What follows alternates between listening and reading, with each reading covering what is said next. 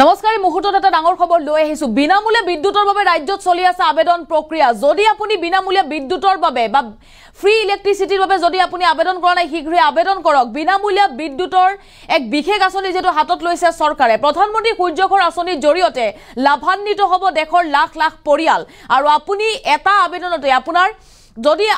আবেদন পত্ৰ আপোনাৰ গ্ৰহণ কৰে তেতিয়া হলে বিনামূলীয়া হ'ব বিদ্যুতৰ বিল ইতিমধ্যে লাখ লাখ আবেদন পত্ৰ গ্ৰহণ কৰিছে নথিপত্ৰ শুদ্ধকৈ দিয়ক শুদ্ধ নথিপত্ৰ হলে বিনামূলীয়া হ'ব আপোনাৰ বিদ্যুৎ অৰ্থাৎ শূন্য হ'ব বিজুলী বিল এটকা বিদ্যুতৰ বিল দিব নালাগে উলুটা বিদ্যুৎ বিক্ৰী কৰি আপুনি ধন ঘটিব পাৰিব আমি লৈ আহিছো সবিশেষ তথ্য ইতিমধ্যে মুখ্যমন্ত্ৰী ডক্টৰ হিমন্ত বিশ্ব শৰ্মাই কৰিছে বৃহৎ ঘোষণা বিনামূলীয়া বিজুলীৰ বাবে চলি আছে আবেদন প্ৰক্ৰিয়া এটা ডাঙৰ খবৰে মুহূৰ্তত আৰম্ভ হৈছে আবেদন প্ৰক্ৰিয়া অব্যাহত আছে ৰাজ্যৰ আবেদন প্ৰক্ৰিয়া ৰাজ্যত বিনামূলীয়া হ'ব বিজুলী আৰু প্ৰতিটো পৰিয়ালে বিনামূলীয়া বিদ্যুৎ লাভ কৰিব বিদ্যুতৰ বিল এটকাও দিব নালাগে শূন্য হ'ব বিজুলী বিল আৰু তাৰ বাবে আপুনি কৰিব লাগিব আবেদন প্ৰধানমন্ত্ৰী সূৰ্য ঘৰ বিজুলী যোজনাই লাভান্বিত কৰিব আপোনাক অনলাইনৰ মাধ্যমেতে আপুনি আবেদন কৰিব লাগিব প্ৰধানমন্ত্ৰী সূৰ্য ঘৰ নামে কেন্দ্ৰীয় চৰকাৰে হাতত লৈছে এক বৃহৎ আঁচনি অনলাইনৰ মাধ্যমেৰে আবেদন কৰিলে লাভ কৰিব বিনামূলীয়া বিদ্যুৎ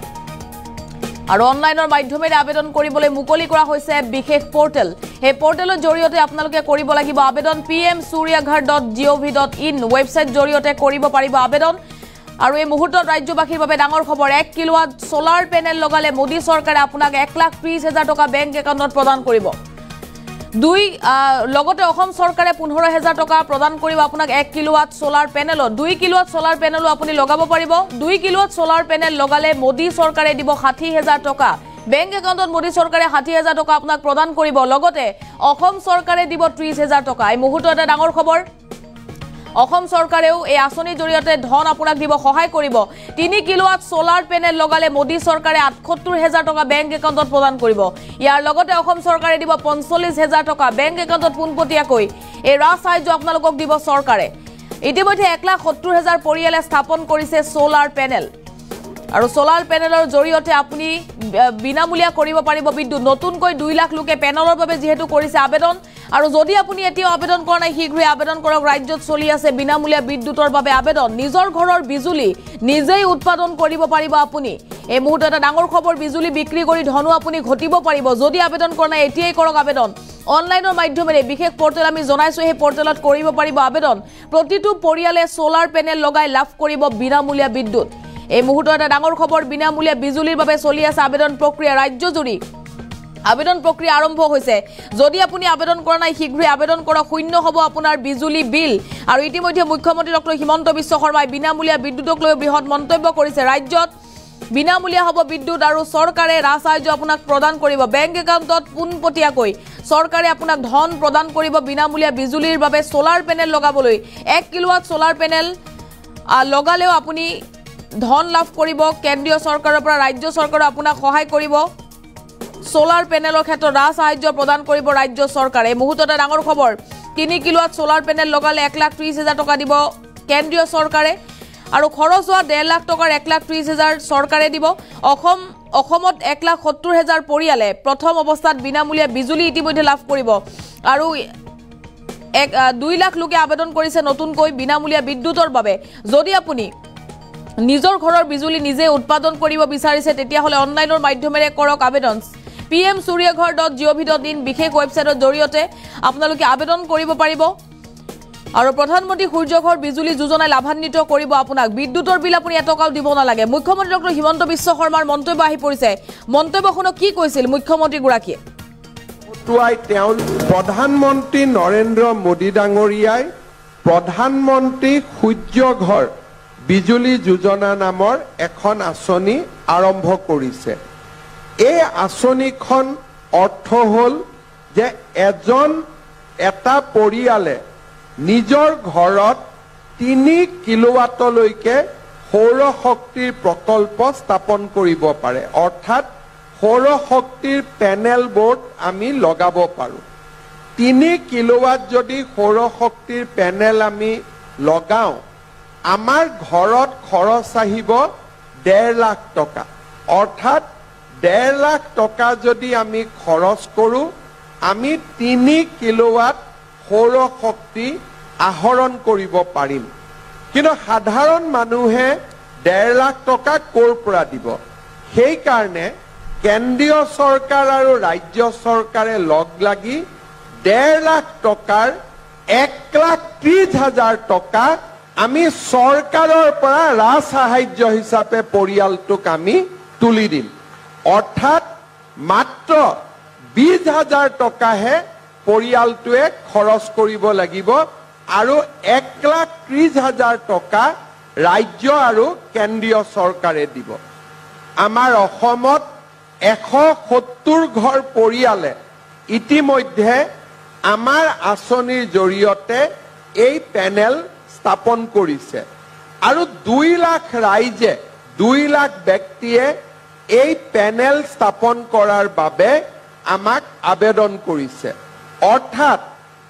আমি যেতিয়া 2 এদিনতে মই গুৱাহাটীত প্ৰেছ কনফাৰেন্স এখন কৰিও সেই পৰিয়ালসকলক মই মাতি তেওঁলোকৰ হতুৱাই তেওঁলোকৰ অভিজ্ঞতা বৰ্ণনা কৰাম তেওঁলোকে আমাক জনোৱা মতে সৌৰ শক্তিৰ পেনেল লগোৱাৰ পিছত দিনতে কাপোৰ ধুৱে দিনতে ফেন চলায় দিনৰ ভাগত তেওঁলোকৰ বিদ্যুতৰ মিটাৰত এটকাও বিল নহয় অকল ৰাতি তেওঁলোকৰ বিল হয় যেতিয়া সৌৰ শক্তি বা সূৰ্য অস্ত যায় সৰ্বমুঠ তেওঁলোকে হিচাপ কৰি দেখিছে যে আগতে যদি 100 টকা ইলেক্ট্ৰিচিটি বোৰ্ডক দিছিলে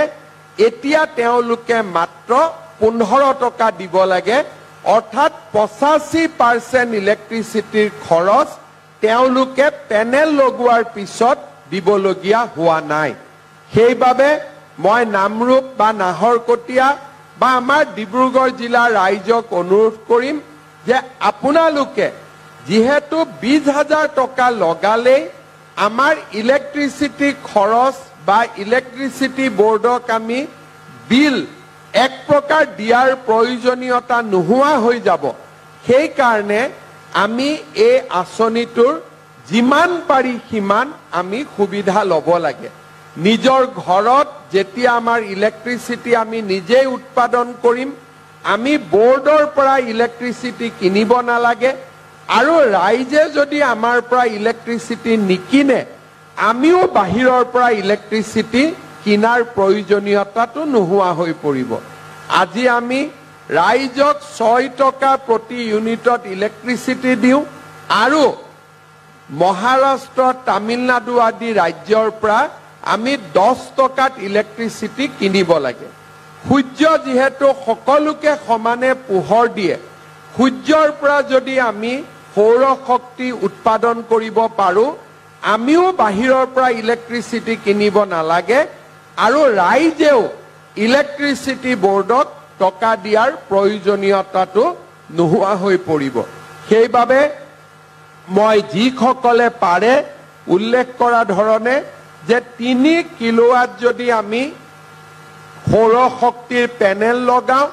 1.5 লাখ টকা আমাৰ খৰচ হ'ব 1,30,000 টকা আমাক চৰকাৰে দিব ঠিক তেনেদৰে 1 কিলোৱাট আৰু 2 কিলোৱাটো আমি স্থাপন কৰিব পাৰো আৰু সেই ধৰণে ৰাজ্য চৰকাৰ আৰু কেন্দ্ৰীয় চৰকাৰে সাবসিডি দি গৈ থাকিব যাতে আমাৰ অসমত প্ৰত্যেকটো পৰিয়ালে নিজে একোটা ইলেক্ট্ৰিচিটি উৎপাদন কৰিব পৰা ক্ষুদ্ৰ উদ্যোগলৈকে ৰূপান্তৰিত হ'ব পাৰে আৰু পেনেলখন লগাই থলে একো কৰিব নালাগে এবাৰ পেনেলখন লগালে ধুনিয়াকৈ লাগি থাকে মাত্ৰ মাজে মাজে বেটাৰীটো চেক কৰিব লাগে তাৰ বাদে বিশেষ ইয়াত কোনো জটিলতা নাই আৰু বিনা জটিলতা আমি কামবোৰ কৰিব পাৰো শ্ৰদ্ধাৰ ৰাইজ মই ভাবো যে আজি আমাৰ নামৰূপ তাপবিদ্যুৎ প্ৰকল্প আকৰ্ষণ কৰি প্ৰধানমন্ত্ৰী নৰেন্দ্ৰ মোদী ডাঙৰীয়াই